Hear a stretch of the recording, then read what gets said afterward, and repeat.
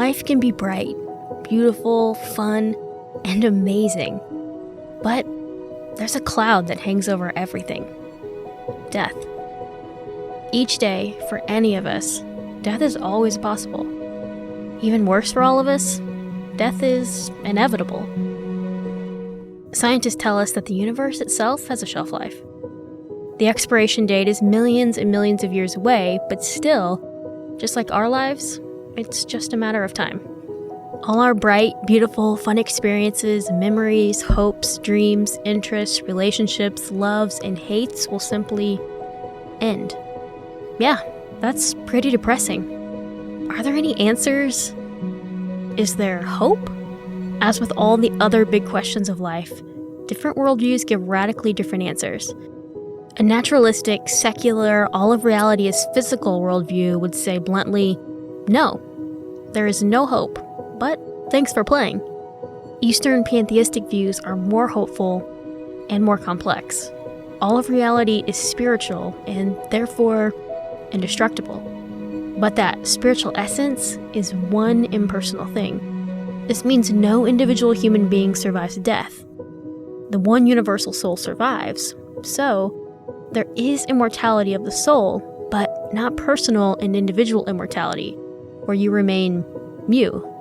The matter of hope for the universe and hope for ourselves as individuals is where the Christ-centered worldview truly shines. It claims that through one single event, death, the enemy of life, no longer has the final word. That one single act was the resurrection of Jesus of Nazareth from the dead. And before anyone dismisses the idea as a nice-sounding but unrealistic religious sentiment, it's good to take some things into consideration. New Testament scholars and historians are confident they have discovered the earliest known statement of Christian belief on record. In the Apostle Paul's letter to the Church of Corinth, Paul references what scholars would have concluded as a creedal statement that would have been formed and recited within no more than 2 or 3 years of Jesus' life. Paul writes, "For what I received, I passed on to you as of first importance, that Christ died for our sins according to the Scriptures, that he was buried, that he was raised on the 3rd day according to the Scriptures, and that he appeared to Cephas, and then to the 12. After that, he appeared to more than 500 of the brothers and sisters at the same time." This statement is significant for the question of hope in a few crucial ways. 1, it demonstrates that the resurrection was central to the Christian message from the very start. In other words, it wasn't a myth that developed over time. 2, it shows that early Christians, who were nearly all Jewish, believed Jesus' resurrection was a fulfillment of the Scriptures they loved and had built their lives on for centuries. Their willingness to adjust their lives, beliefs, and practices to the new reality Jesus inaugurated is a remarkable fact all by itself. 3, it gives to all of us something that is very important for the question of hope. Evidence. Historical, real-life evidence. The same kind of evidence that teaches us Julius Caesar crossed the Rubicon or George Washington crossed the Delaware. In this creed, they affirm the resurrection had eyewitnesses. They didn't proclaim that Jesus was a spiritual leader whose body was dead but whose spirit was alive. A claim like that was common, and it's common now. They claimed something more radical and more significant. Jesus truly died. His body was buried in a tomb and rose again 3 days later. Literally, physically, historically. And he is still alive, never to die again. This was the flame that lit the fuse of the greatest movement the world has ever seen. It changed everything.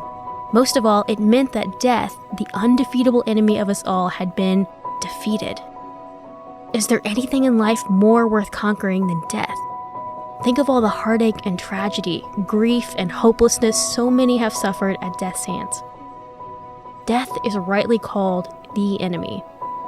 It's an invader, a distortion, an alien injected into God's good system that turns beauty to ashes and dancing to mourning.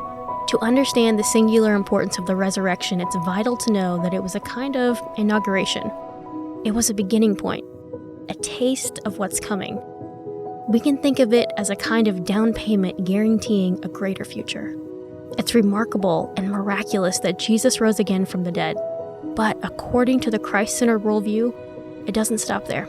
Jesus is called the pattern of what is coming, a reversal, a restoration, an undoing of all the damage death has done. Like in the case of the predicted death of the universe, it still may be a long time into the future, but it's just a matter of time. The first and most important move has already happened. Everything is set in motion. We are waiting. It's just a matter of time until those who have placed their trust in the resurrected Christ will be healed, restored, and completely delivered from the effects and threats of death. Even though their bodies may be lifeless and placed in tombs just like his, they will be raised again, indestructible, immortal, literally, physically, historically. In the words of the writer and pastor Timothy Keller, the Christ-centered view of things is resurrection, not a future that is just a consolation for the life we never had, but a restoration of the life you always wanted. This means that every horrible thing that ever happened will not only be undone and repaired, but will in some way make the eventual glory and joy even greater. Honestly, it sounds like a promise that is too good to be true, but that's what makes the physical, eyewitness resurrection story so important. It's not just trying to communicate a nice, inspirational idea. With solid, evidence-based terms, it is assuring us that death does not have the final word. It assures us that there absolutely is hope.